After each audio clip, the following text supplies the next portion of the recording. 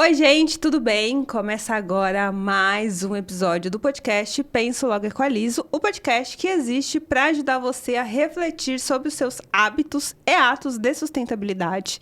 E hoje o programa está uma delícia, porque eu trouxe uma pessoa aqui para falar do quê? De chocolate. Hoje eu trouxe a Josi, do Luz Cacau. Josi, muito obrigada por trazer essa delícia aqui hoje de assunto. E eu espero que a gente consiga, além de levar água na boca para as pessoas, também sustentabilidade. Ai, obrigada pelo convite, adorei. Falar de sustentabilidade para mim é super importante, porque eu comecei a empreender por conta disso. Que legal, que legal. Tudo começou em uma viagem que eu fui... Calma aí que você já conta. Eu sempre peço para o convidado contar a sua história, né? E em que momento a sustentabilidade cruzou a vida dele. Então, para ficar igual a todos, Josi, qual é a sua história? A minha história eu era gerente comercial de uma indústria de cosmético em 2018. E aí eu viajei para a Europa para conhecer alguns clientes de lá. E aí eu retornando para o Brasil, a minha expectativa era trazer o quê? Chocolate belga na mala, chocolate suíço, né? E aí eu entrei em uma loja no centro de Madrid e o melhor chocolate da loja era chocolate brasileiro. Então aquilo já me encantou, né? Eu falei, que mercado é esse de chocolate que eu não conheço? E a vendedora era brasileira, então o idioma já facilitou, né? E ela me falando da proposta de trabalho do Brasil, que seria o Bean to Bar e o Tree to Bar. No caso, eu sou Tri, né? E o meu pai, ele é o produtor de cacau e eu faço o chocolate com os grãos de cacau dele. Que legal! Então, eu conheço 100% da rota do produto. E aí, eu comprei 2 barras de chocolate brasileiro, trouxe pro Brasil, mas aquilo me incomodou. Que mercado é esse que lá fora é muito conhecido de chocolate de qualidade e aqui no Brasil não?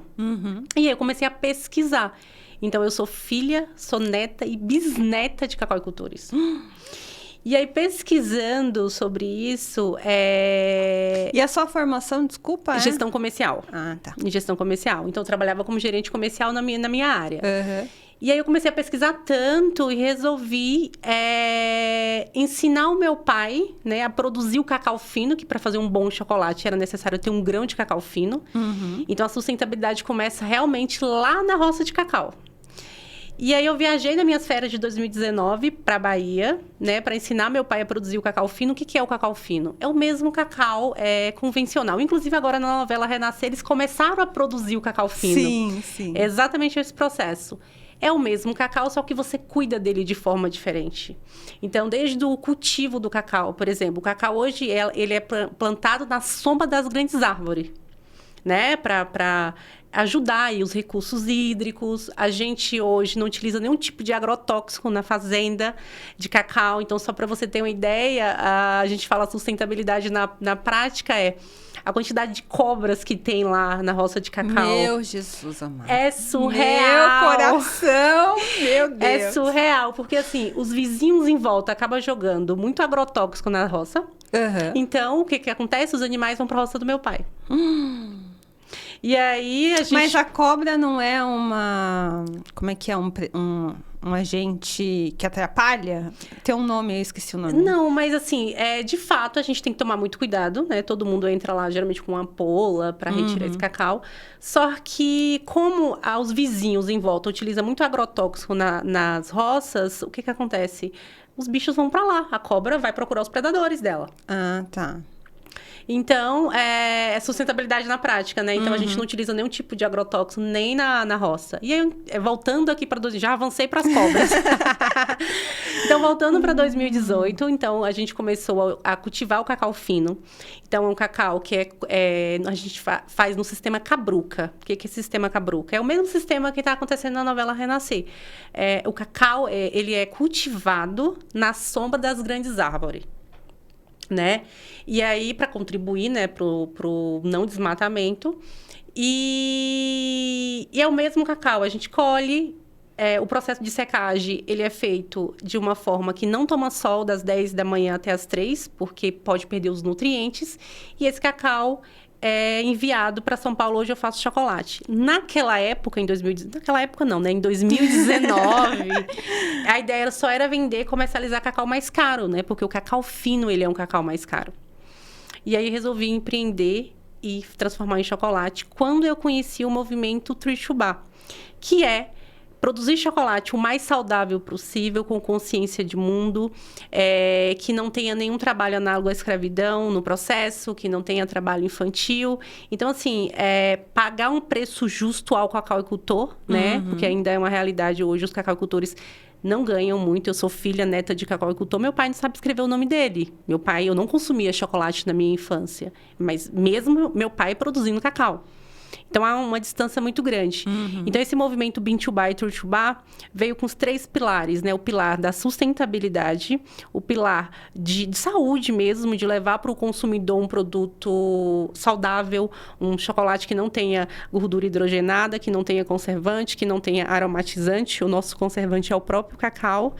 E também a questão do desenvolvimento da cadeia, né? Proporcionar aos cacauicultores um preço justo no cacau. No meu caso, eu sou da árvore à barra, mas tem muitas marcas de chocolate já no Brasil, que é Bean to Bar, que é do grão, que compra o cacau e paga 5, 6, 7 vezes a mais no quilo do cacau para o cacauicultor. E explica um pouquinho, você falou assim, o cacau, ele é o mesmo, mas ele é um cacau fino. Eu ainda não tá claro na minha cabeça. O que é o cacau fino? Assim, por que ele é um cacau fino se ele é produzido da mesma maneira que o outro? Começa pelo cultivo, né? Não agrotóxico nas roças, né? Nesse cultivo. E é realmente o mesmo cacau, só que você cuida dele de forma diferente. Você aplica técnicas para a produção dele. Então, por exemplo, você colhe ele no tempo certo. Você faz a fermentação, no curso de fermentação, com controle de temperatura, para que o cacau fermente, porque ali já começa o desenvolvimento de sabor de um chocolate. É igual uva, bem processo de uva, processo de café é bem parecido. Então, você cuida daquele cacau de forma diferente. Então, um cacau convencional, geralmente ele é seco em barcaça, com sistema de fumaça. O cacau fino não, ele é seco no sol, mas não toma sol das 10 até as 15 para não perder os nutrientes. Entendi. Se você expõe um grão de cacau no sol, não estou falando sol da Bahia, né? 40 graus todos os dias. Se você expõe um grão no sol, ele pode perder até 40% dos nutrientes somente na secagem. Então, o cacau fino é o mesmo cacau, só que você aplica técnicas. É um cacau mauricinho, digamos assim. Exatamente. Gourmetzinho. Exatamente. Que aí, para você fabricar um bom chocolate, é impossível você fabricar um bom chocolate com cacau ruim. Entendi, agora tá mais claro. E lá a região é Ilhéus também? Eu fico 87 quilômetros de Ilhéus, a cidade de Iguaí. Entendi. E aí, eu queria que você explicasse também um pouco da diferença dos chocolates que a gente vê por aí, que tecnicamente não são chocolates, isso não é segredo para ninguém, se lê o rótulo. Sim. Do seu chocolate, assim, porque... não sei, né? Eu espero que todo mundo tenha a oportunidade de comprar, provar e fazer o teste para ver a diferença. Mas é muito nítido o quanto o seu chocolate é diferente de qualquer outro chocolate que a gente compra no mercado. Explica pra gente um pouquinho com certeza você deve saber, né? Bem como que funciona o errado para conseguir fazer o certo. Eu acho que a dica principal é ler o rótulo. Então, o produto é necessário você ler rótulo. O primeiro ingrediente de um chocolate, ele precisa ser o cacau. Então, a gente trabalha com ingrediente limpo. Cacau, açúcar orgânico, manteiga de cacau e açúcar. Então, para fazer um bom chocolate, não precisa mais do que isso. Então, fuja dos chocolates que tem no rótulo 15 coisas que a gente muitas vezes nem sabe o que é, para depois ter massa de cacau. Então, ali a quantidade de cacau é mínima. Existe uma legislação no Brasil, para ser considerado um chocolate, tem que ter 25% de cacau. Isso é suficiente? Seria Você se realmente acha? fosse cacau, né? Ah. Não fosse um aromatizante aí. Seria. Hoje a gente trabalha na fábrica, na Luz. O nosso mínimo é 36, que é a legislação. A gente segue a legislação americana, que é de 35%. Então, a gente trabalha com mínimo 36 e nosso máximo é 80. Eu já faço também 100% quando o cliente pede, né? Customizado. Mas, assim, todos os nossos produtos, não utilizamos nenhum tipo de conservante, aromatizante, aditivo químico, nada. A gente começa a guerrear com as cobras lá na fazenda para extrair o cacau. E o nosso principal ingrediente, o nosso conservante é o próprio cacau. E qual que é essa mágica aí também que ainda não tá claro? Do cacau ser o próprio conservante? Substâncias do próprio cacau? Como Sim, que funciona? o próprio cacau se você coloca, por exemplo, minha barra de chocolate é 80%. Uhum. Ela tem 80% de cacau e 20% de açúcar. Ela vai para um moinho, né, de pedra, onde refina e transforma ingrediente em chocolate. E eu não preciso mais nada do que isso. Isso já me sustenta 2 anos, o produto. Isso já é um cacau. Isso já é um chocolate. Já é um chocolate. Que demais. Um chocolate geralmente de gôndola, você coloca no sol, ele tem mais dificuldade no derretimento. Se você pega, por exemplo, um chocolate de qualidade que não tem nenhum tipo de conservante dentro, ele vai derreter mais rápido. Ele é mais sensível, né, ao calor. Uhum. Nossa, é muita coisa, assim, são muitos detalhes, né? E quais são se você puder falar aqui pra gente, os principais ingredientes que a gente... Porque nem todo mundo lê rótulo, infelizmente. Mas quais são os principais ingredientes que existem nos chocolates convencionais, né? Os não finos ou os não chocolates, que destrói isso, né? Que deixa de ser... Eu sei que tem... emulsificante, tem muito chocolate. Aromatizante, para deixar com gosto ali de chocolate. Antes de responder a tua pergunta, as pessoas perguntam muito pra mim se chocolate branco é chocolate. Eu ia te fazer essa pergunta. Essa todo mundo faz. Eu já vou aproveitar a sua pergunta, já vou responder essa. Uhum. Fuja dos ingredientes que você não sabe o que é. Então, hoje, para você comprar um bom chocolate, você precisa ler o rótulo. E não somente em ingredientes, saber também a rota desse produto. Isso é muito importante. Saber qual o produto que você está levando para sua casa, né? Então, o processo de como ele é fabricado. Isso é super importante. Eu trabalho no sistema Trutfubá, então eu conheço desde o plantio do cacau até a barra de chocolate. Eu conheço 100% do processo. Respondendo a sua pergunta, acho que a sugestão, né? A minha sugestão para o consumidor identificar um bom chocolate primeiro conhecendo a marca que está levando para casa, né? Saber quais as práticas, né, que essa marca faz. E não adianta, precisa ler um rótulo.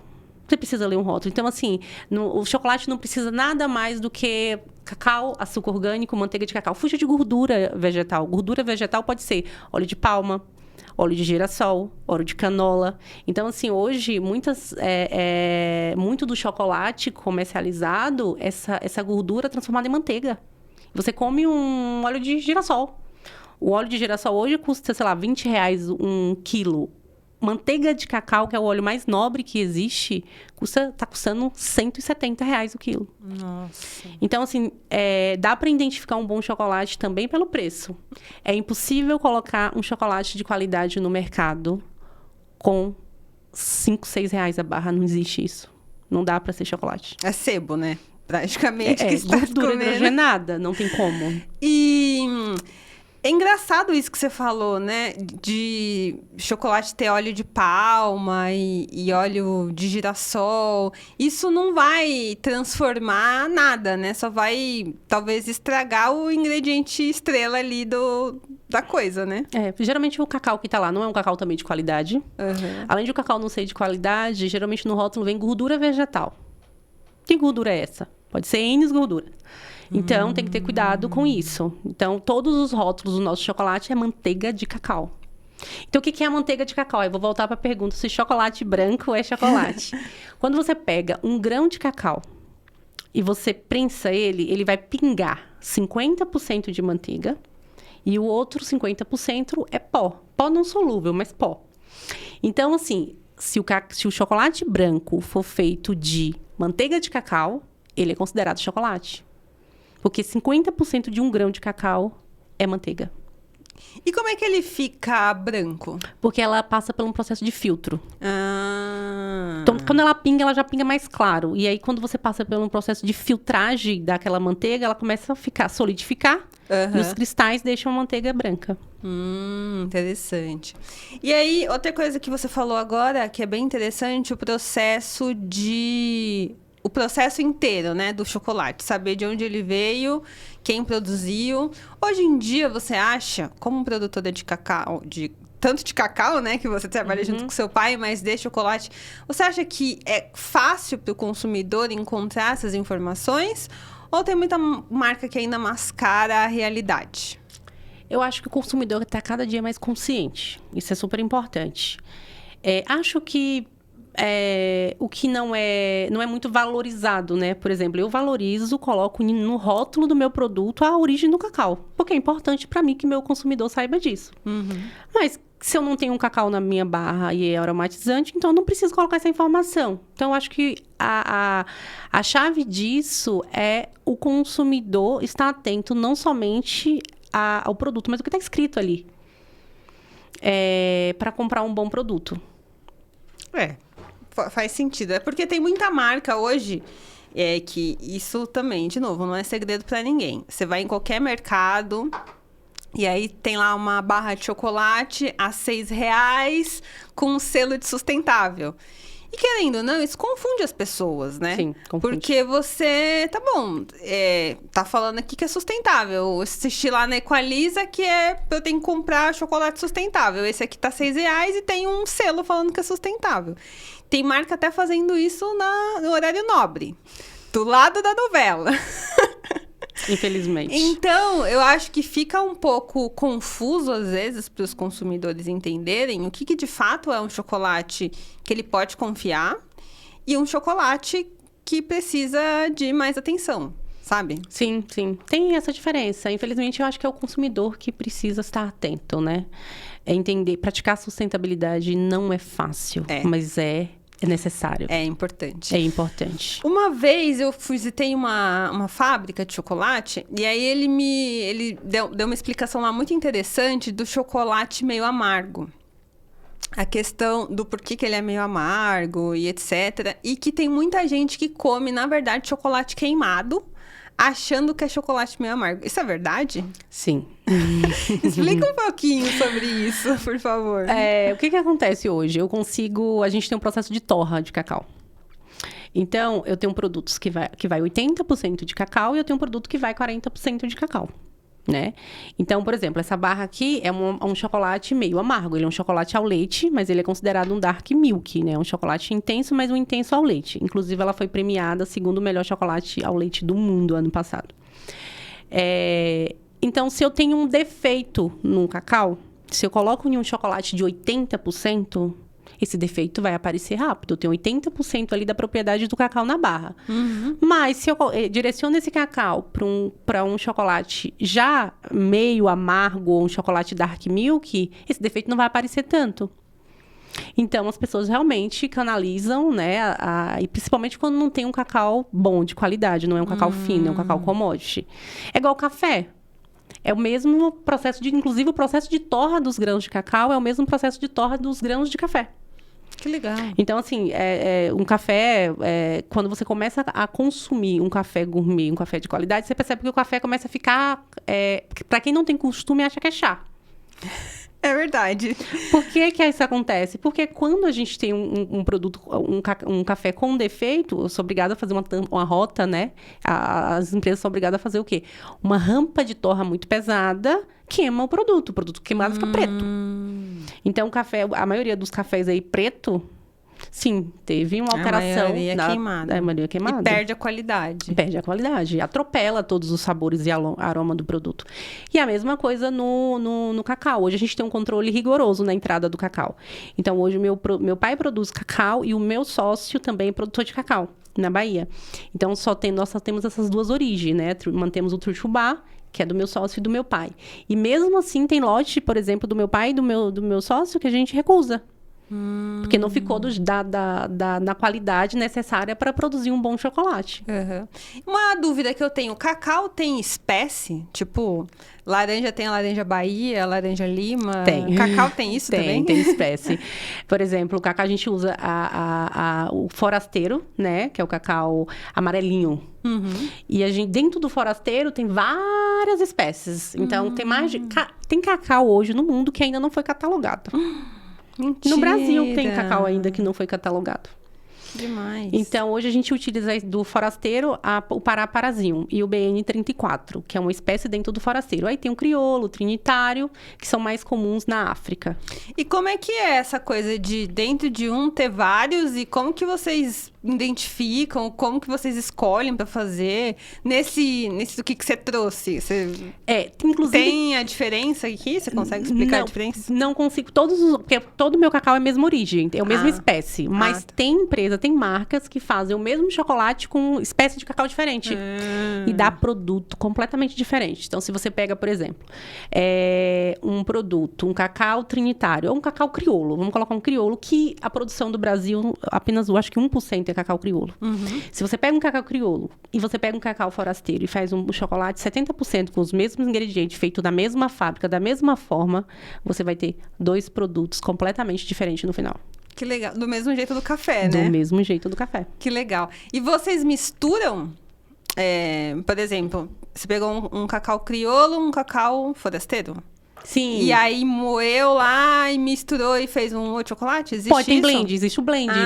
Então isso que é o blend. Por exemplo, hoje eu uso forasteiro, a espécie forasteiro. Dentro da espécie forasteiro tem mais de 40 espécies catalogadas. Eu uso a espécie Pará-Parazinho, por exemplo. E aí, na roça do meu pai, tem alguns pés de cacau BN34, que é uma espécie do cacau mais laranjinha, o amarelinho com a laranjinha. Eu não separo, porque eu coloco forasteiro. Então, na minha embalagem vai falando cacau forasteiro. Pode ser várias espécies do forasteiro. Uhum. Então, o que define? O forasteiro, ele é um cacau amarelo, que tem uma pontinha. O crioulo é um bem comprido, que é todo enrugadinho. Geralmente o trinitário é mais alaranjado. Então, a diferença. Mas dentro de cada categoria tem várias espécies. E vocês escolheram esses por algum motivo específico? Não, é que o cacau parasita, o que eu utilizo hoje é mais resistente à praga. Então, nos anos 2000, o meu pai... eu sou bisneta de cacaucultores. Então, quando meu pai pegou todo o processo da roça, de cacau, da fazenda... não era vantajoso, não era rentável produzir mais cacau. Por conta da vassoura de bruxa, que nós tivemos nos anos 2000. Então, meu pai cortou praticamente 90% da roça de cacau e fez pasto pagado. Porque era muito mais rentável produzir leite. Entendi. Isso nos anos 2000, eu tenho essa memória, né, do meu pai fazendo. Hoje a gente está reinvestindo em plantio, tá? Hoje ele começou a plantar de volta. Do jeito certo, com adubação orgânica e tudo mais. E aí, com isso, o meu pai, ele cortou nos anos 2000 a maioria do cacau e o que sobrou foi o Pará-Parazinho, que era mais resistente à praga. Então, hoje a gente utiliza a espécie forasteiro do Pará-Parazinho porque foi a consequência, porque é um cacau mais resistente à praga. Da mudança. E agora que ele tá replantando esse Pará-Parazinho ou outro? Nós estamos replantando o Pará-Parazinho, só que de uma espécie, outra espécie, Maranhão, por exemplo. Entendi. E... qual era a pergunta que eu ia fazer? Esqueci agora. Tanta coisa. Lembrei.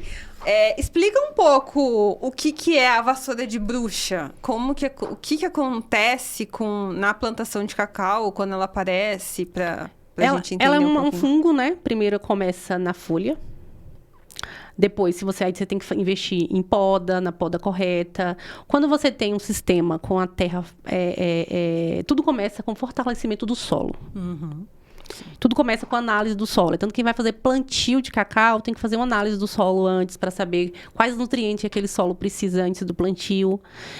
O que você precisa colocar, né, para poder plantar. Então, tudo começa tendo um solo bem forte, né, para conseguir. Depois disso, o que é, na prática, a vassoura de bruxa? É um fungo que começa nas folhas. Das folhas, ela vai pro caule, o cacau hoje ele dá no caule, e do caule ele vai pro fruto, então ele não deixa o fruto vingar.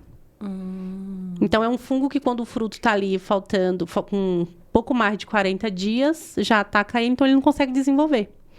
E foi uma realidade, principalmente na Bahia, hoje não mais, está bem controlado a questão disso. A CEPLAC vem investindo bastante em estudo para combater, mas não existe... a novela está falando a realidade, realmente. Não existe uma receita, não existe milagre. Existe o cuidado, né, com a poda, se aparecer, você já poda, e a questão de investimento no solo. Interessante, bem interessante. E você falou agora uma coisa bem interessante, de quando vocês plantam o cacau até o dia de colher, quanto tempo demora? Geralmente, uma árvore cacaueira, ela dá 200 anos. Logicamente que vai dando menos, mas 2 anos. A média de 2 anos para começar a produzir. Nossa, é bastante tempo. Isso, bastante tempo. Tem que esperar. Começa a produzir, assim, um fruto, mas, assim, para produzir com aptidão ali, 30, 40 frutos, 2 anos. Nossa, muito tempo. E no Brasil, quais são as áreas de cacau fora a Bahia? Quais são as áreas que dá cacau, que dá um bom cacau? Como é que é isso? Cacau é dado na linha do Equador, né? Que tem um solo perfeito. Aqui no Brasil, hoje, a gente tem... A Bahia já foi o primeiro produtor de cacau do Brasil por muitos anos. Hoje o Pará passou. Hoje o Pará é o estado que mais produz cacau. Então, a gente tem hoje o Pará, Bahia, Espírito Santo e agora no interior de São Paulo também, na Baixada, já tem alguns produtores de cacau, porque tem um clima que é favorável, e interior de São Paulo também. Que legal. Qual que é o clima favorável do cacau? Cacau gosta de calor, cacau gosta de praia. Cacau gosta de mar. Nada bobo, né? Nada. Ele gosta de calor, mas ele gosta ele gosta de sol. De brisa. Ele gosta de sol nas folhas, mas ele gosta também de água no caule. Deles na raiz. Engraçado, eu fui o ano passado, no meu aniversário, num hotel que ele é ecology, que eles falam que é um hotel... criado dentro dos pilares da sustentabilidade. E eles criaram dentro de uma fazenda de cacau. Que legal! E aí só tem, assim, por todo canto que você vai, você só vê cacau lá dentro. Qual a cidade? Em Ubatuba. Chama... como que é o nome daquele hotel, gente? Bom, eu vou deixar no descritivo. Quando a gente terminar aqui, eu te falo. Fiquei curiosa agora. Porque é muito interessante, assim. E, na verdade, lá, assim, eles... O cacau dentro desse hotel é meio que um atrativo para os hóspedes. Eles não fazem nada. Você podia até falar com eles para produzir chocolate junto. E é sol normal ou é estufa? Tipo, o clima? É mata, assim.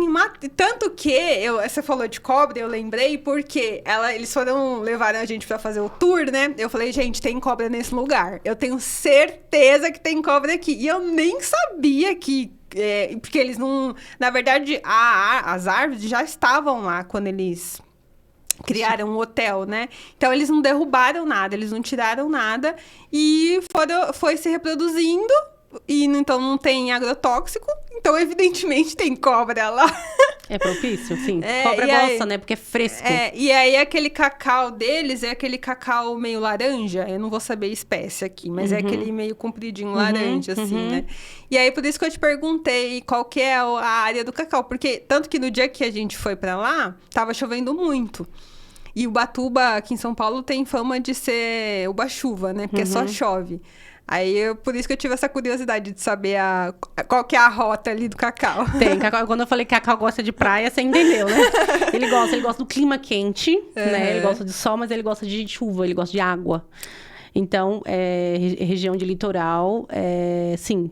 Talvez não dá igual na aptidão, né? Como na Bahia, como no clima, como no Equador, por exemplo, o Peru.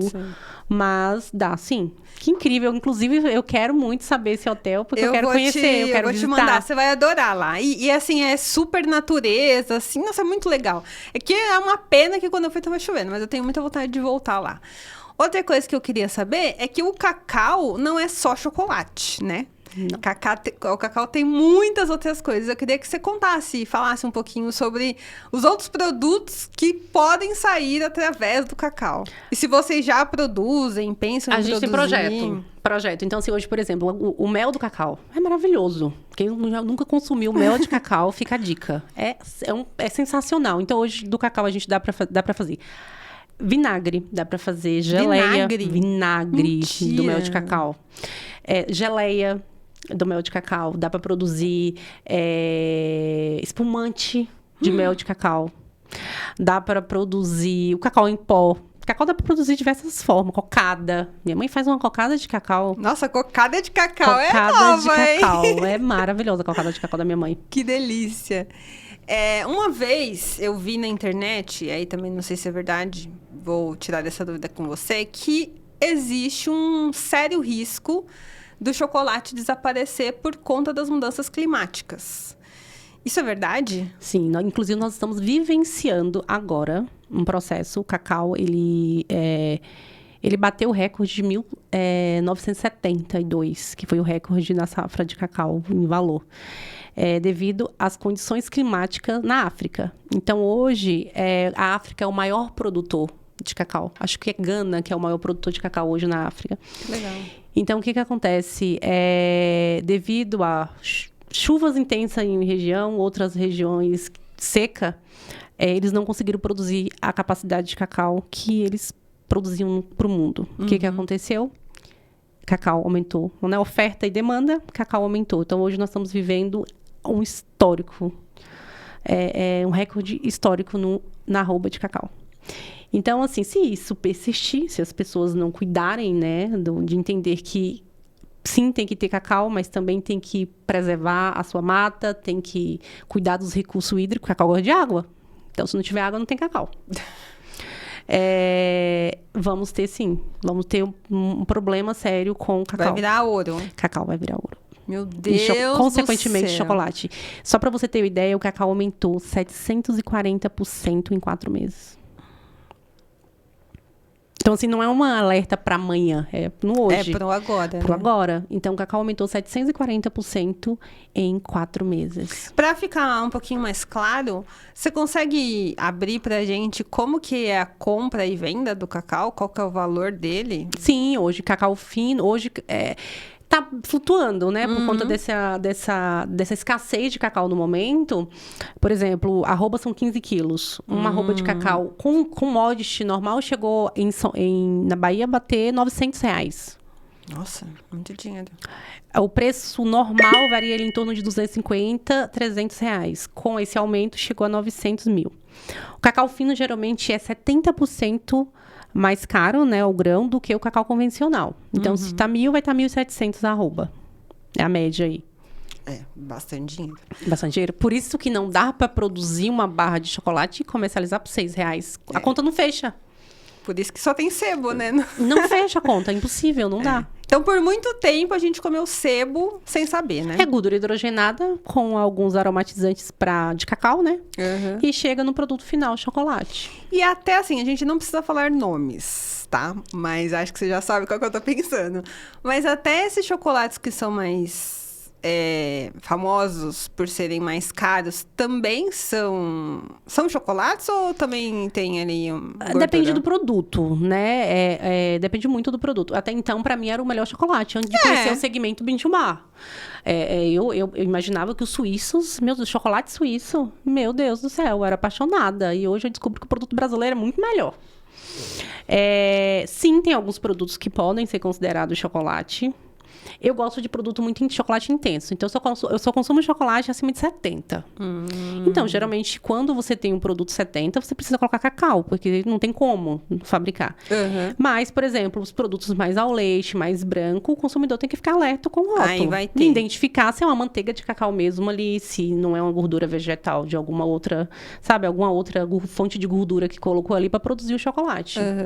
E agora você me lembrou de uma outra pergunta. Como que é o cenário lá fora do chocolate? Você falou assim, chocolate suíço é o melhor, mas você acabou encontrando uma loja de um chocolate brasileiro. Existe muito isso ainda lá, de o cacau brasileiro fazer do chocolate lá e eles ganharem a nossa fama? Exatamente. O cacau brasileiro é muito conhecido lá. O chocolate brasileiro é muito conhecido fora, principalmente na Europa, que é o mercado que eu tenho mais contato. Então, eu conheci o produto brasileiro lá. Então, imagina, entrei em uma loja, vou levar chocolate suíço para o Brasil. E aí, a vendedora me apresenta um chocolate brasileiro. como um dos melhores da loja. Então, assim, o cacau brasileiro é muito visto. O produto artesanal brasileiro tá tendo uma ascensão lá fora que você não tem ideia. Que legal. Isso é muito bom, né? Então, De um lado é muito bom, mas de outro é meio, né? É meio estranho, porque, assim, a gente podia estar fazendo isso aqui dentro e tá fazendo... Alguém tá fazendo lá fora e ganhando essa fama. O brasileiro tem uma cultura de achar que tudo que é bom vem de fora. Exatamente. Então, é uma cultura isso. Eu também tinha essa cultura. Então, hoje, por exemplo, eu só consumo produtos brasileiros. Se é chocolate, se é um azeite, eu quero num pequeno produtor. Se é um café, eu quero saber a história do café. Exatamente. Onde foi produzido? Quem produziu? Mas por que tá nessa embalagem? Então, eu sou muito curiosa.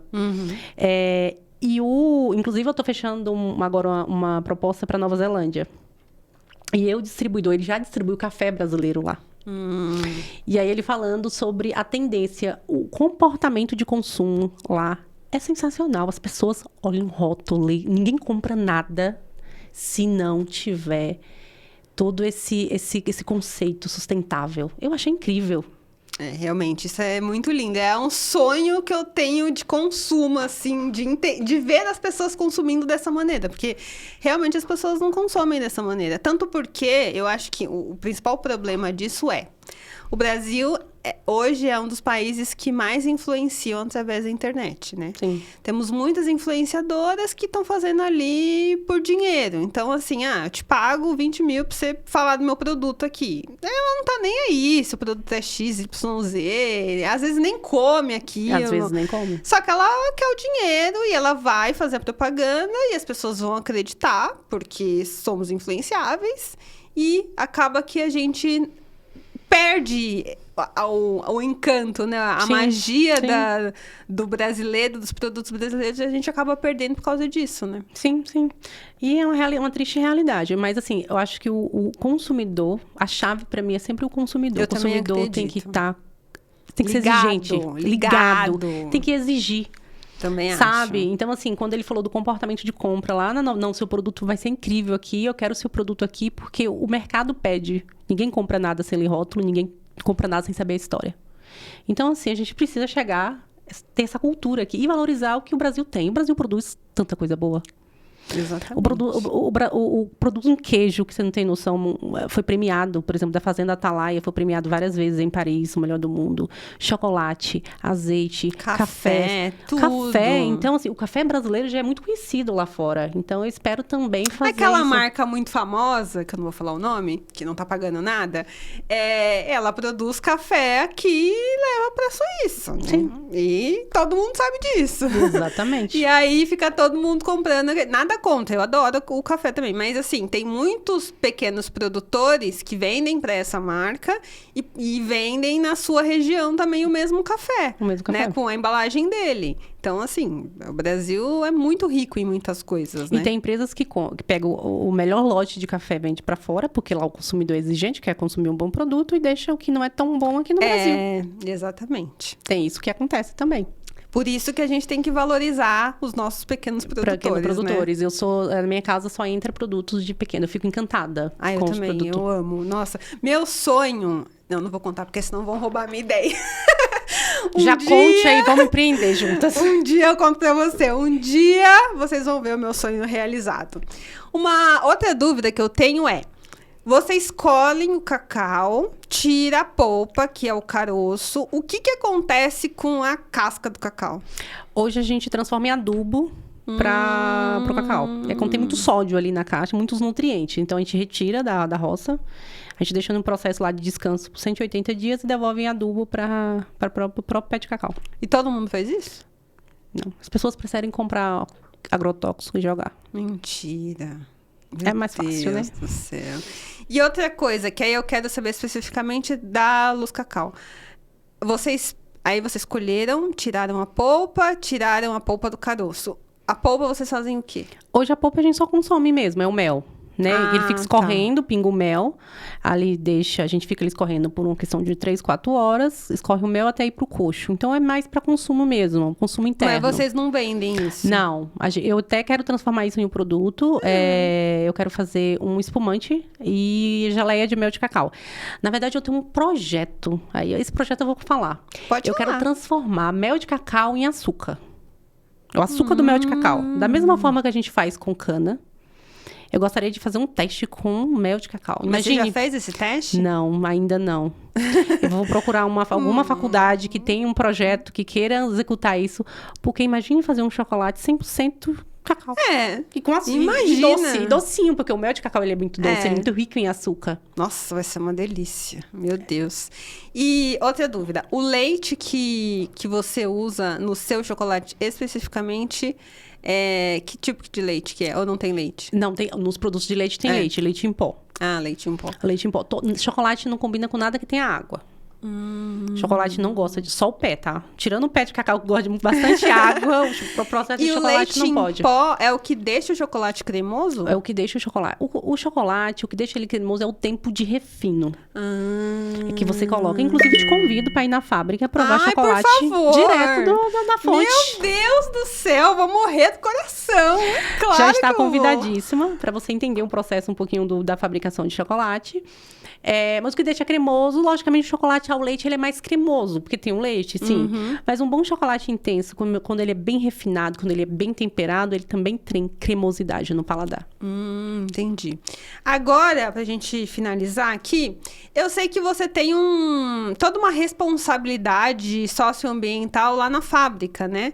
E eu queria que você contasse um pouco de como que funciona lá dentro. Eu sei que você trabalha com o pessoal da comunidade. Sim. Explica um pouco sobre isso, porque às vezes as pessoas também não param para pensar a operação, que é importante, Sim. né? O cacau, primeiro, ele não se planta sozinho, você já falou um pouquinho disso, mas ele não o chocolate não se faz sozinho, né? Então, fala um pouquinho disso que vai surgir mais perguntas. A Luz, ela começou na periferia de São Paulo, no bairro do Grajaú, em São Paulo. E começa por mulheres. Lá só tem mulheres, mãe solo. Que legal! Da periferia. A gente tem todo um cuidado, por exemplo, com descarte de lixo. Então, é tudo muito separado. E a casca do cacau, ela tem muito nutrientes hoje. Então, não descarto essas cascas. A gente utiliza para a horta comunitária como adubo.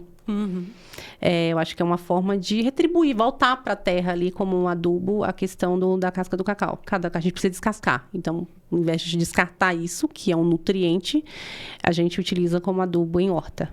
A horta comunitária. Então, hoje a gente tem... hoje a fábrica não é mais na periferia. Consegui um espaço maior, a fábrica cresceu, precisei sair. Mas a gente ainda carrega isso, né? Nasceu dentro de uma periferia. Então, hoje, as minhas meninas que trabalham na fábrica, elas têm muito orgulho, né? Porque a fábrica era fundo com fundo da casa delas, praticamente. E hoje é onde a fábrica? A Rocha fica na região de Interlagos. Ah, que legal. Já é um galpão, já é maior, já tem toda uma estrutura que não tinha antes. E como que você idealizou isso? Assim, primeiro, você nasceu na Bahia, né? Sim. E por que você veio para São Paulo? Eu vim para São Paulo estudar. Porque tá. na época meu pai não tinha condições de me dar estudo, né? Então eu vim para São Paulo, minha irmã já morava aqui, aí eu vim estudar e trabalhar. Tá. Tudo começou, a questão do cacau, do chocolate, quando eu percebi que esse processo Bintubá, esse conceito, né, poderia ter mudado minha vida. Porque se meu pai tivesse conhecido, por exemplo, um produtor de chocolate Bintubá, que pudesse pagar para ele o preço justo do cacau quando eu era pequena, talvez ele teria me dado essa condição de estudar lá. Então, acho que isso me motivou. Conhecer os pilares de empreender com sustentabilidade, levar saúde para o consumidor, desenvolvimento de uma cadeia, não exploração. Eu acho que isso me motivou a empreender. E a fazer dessa maneira que você esperava que fosse quando você era pequena, Sim, né? Então assim, meu pai achou uma loucura no início, né? A menina vai para fora, para cidade grande, estuda... Volta com uma ideia mirabolante. Volta tentando me ensinar a fazer o meu serviço. Que ele só achou que eu estava tentando, né?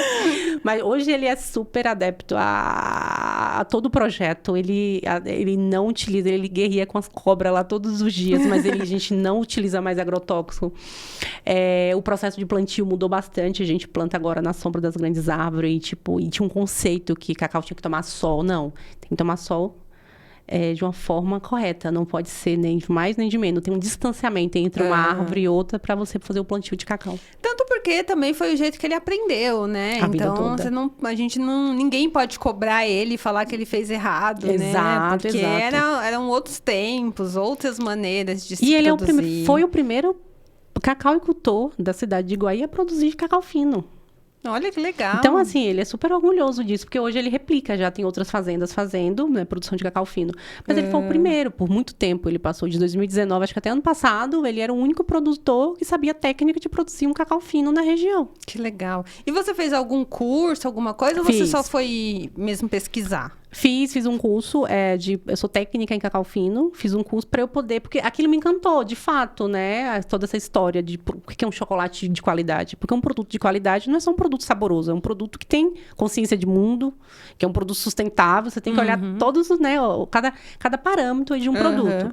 Isso me encantou tanto que eu comecei a pesquisar e achei um curso. Aí fiz o curso. Antes de aplicar a técnica na roça do meu pai, eu fiz o curso aqui em São Paulo. Ah, que legal. Qual a instituição? Eu fiz na verdade, foi particular. É um francês que tem a França não tem um pé de cacau, a Europa não tem um pé de cacau, mas todas as tecnologias vêm dos Estados Unidos. Os Estados Unidos não tem um pé de cacau. Aí vem fazer aqui, né? Infelizmente. E depois leva pra lá pra vender lá. Exatamente. Enfim, é a vida. Pra gente ver também o quanto o Brasil é rico, né? Faz um tempo, alguns episódios atrás, eu conversei com o gerente de sustentabilidade da Votorantim, e aí eu perguntei para ele se ele achava que a gente era atrasado em termos de sustentabilidade. E aí ele me respondeu uma coisa muito surpreendente. Ele falou assim, o Brasil, ele é um país muito novo comparado aos outros. Sim. Então, a gente tem muito que aprender. E a gente tem muita coisa aqui para descobrir ainda, para desenvolver, para melhorar. Então, eu acho que o exercício que a gente tinha que fazer é de olhar para dentro, né? Isso que a gente acabou de falar. Apoiar o pequeno produtor, né? Comprar marcas, comprar as marcas nacionais, dar valor para tudo que a gente tem aqui, nosso chocolate, nosso café, nosso queijo, nosso tudo, Mas né? sabe o que aconteceu? A pandemia acelerou essa mudança de consumo. Esse comportamento de consumo, a pandemia, nós estamos, eu acho que 10 anos à frente, ou 15 anos à frente, porque na pandemia, realmente, o público, o consumidor, ele estava mais atento. A primeira, a saúde. Sim. E também os pequenos produtores, a valorizar o que o Brasil tinha. Até porque não estava vindo nada de fora também, né? Então, tinha que consumir no Brasil. Mas acelerou esse processo. É verdade. Olha, eu vou dizer, e com muito orgulho, que eu sou uma pessoa que eu sempre valorizei o pequeno produtor. Que maravilha. Sempre sofri bullying com o pessoal por causa disso. Porque eu não era a pessoa que comprava o tênis de marca. Eu não era a pessoa que andava com logo de marca nenhuma. Nunca fui essa pessoa. Eu sempre gostava de ir ali na Benedito Calixto, comprar uma bolsa, comprar alguma coisa. E eu sempre tive isso. Acho que também por causa disso que a Equaliza surgiu. Então, hoje, quando eu vejo as pessoas entendendo, eu ainda acho que ainda tá a passos meio... pensando assim, né? Isso aqui é bom, isso aqui não é... Mas quando eu vejo as pessoas falando e quando eu converso com marcas de pequenos produtores, igual eu tô conversando com você, eu sinto mais esperança, sabe? De um dia todos os brasileiros priorizarem as marcas que realmente nasceram com DNA sustentável e que nasceram no Brasil, né? Não, e é incrível você falar isso, porque de fato, quem tinha uma visão diferente, né, do comum, do que todo mundo achava que era comum, sofria bullying. Não tem dinheiro pra comprar. Não tem dinheiro pra comprar. Não sabe, não conhece marca, conhece é marca, pobre. Pobre pode ser até Por exemplo, você comprar uma roupa em brechó. Sim. Um produto bom que dá pra usar, uma peça que você pode usar facilmente, reaproveitar aquele ali por um tempo. Tem gente que... e às vezes você compra roupas novíssimas, assim, com etiqueta. Exato. Minhas tias tiveram um brechó, minha mãe se comprou em brechó. E aí, toda vez que eu falava, alguém via minha roupa, tipo, nova. Ai, que roupa limpa. Comprei no brechó. Mas a minha amiga tinha ido no shopping comprar a roupa dela, sabe? Então, era meio esquisito, de certa maneira, aquilo. Mas eu ficava pensando, era melhor ter uma roupa do brechó do que não ter roupa nenhuma, não é mesmo? E hoje, que sem falar que você usando a roupa do brechó, você tá contribuindo pro seu planeta. Exatamente. Né? Então, assim, hoje nós estamos vendo, por exemplo, o que tá acontecendo no Rio Grande do Sul. É triste. É triste, mas infelizmente é uma humana ali, né? E todo mundo perde, né? E todo mundo perde. E parece que as pessoas não conseguem entender isso. O quanto todo mundo perde com isso, né? Todo mundo perde com Mas isso. que a gente consiga reverter isso e fazer com que as coisas caminhem, né? Sim. Bom, pra gente finalizar, eu queria que você deixasse uma mensagem de sustentabilidade, uma mensagem de positividade, do que você acredita, para que a gente consiga fazer as pessoas entenderem a importância do seu trabalho e de todo mundo que está por trás do chocolate, dessa embalagem de chocolate aqui. Eu acho que a palavra é só uma consciência de mundo. Eu acho que para o consumidor que está atento, toda vez que pegar um produto, se questione de onde vem esse produto, quem produziu, qual a rota que esse produto está fazendo até eu levar para minha casa. Então, começar realmente a questionar, né? Porque são as perguntas, através das perguntas que a gente consegue as respostas. Então, eu acho que a minha dica é: questione. Ótimo, adorei.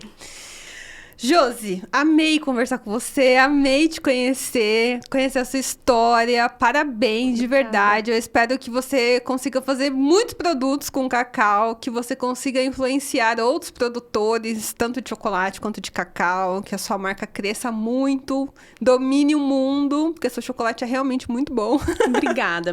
O chocolate é muito gostoso, de verdade, gente. E devendo a visita na fábrica, hein? Não, isso daí a gente vai agendar agora. Não me escape, já convidou, não pode desconvidar mais. Não, está convidadíssima.